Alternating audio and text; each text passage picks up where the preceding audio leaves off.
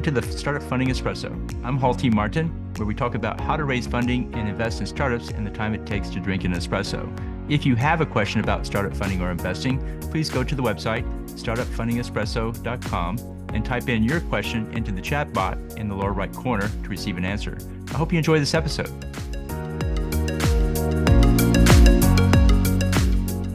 Hello, this is Hall T. Martin with the Startup Funding Espresso, your daily shot of startup funding and investing. Early-stage investments require follow-on funding to reach a substantial size, providing a return to the investors that justifies the risk.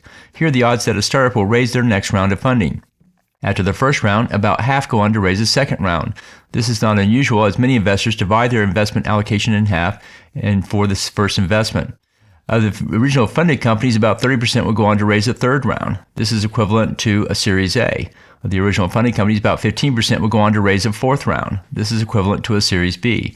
Of the original funded companies, about 9% will go on to raise a fifth round. This is equivalent to a Series C.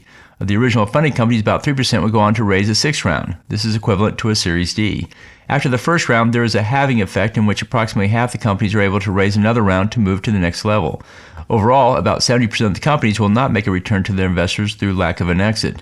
The startup investment is driven by the power law, which provides the majority of the returns to a handful of the investments. Consider these odds in making your investment. Thank you for joining us for the Startup Funding Espresso, where we help startups and investors connect for funding. Let's go start listening to today.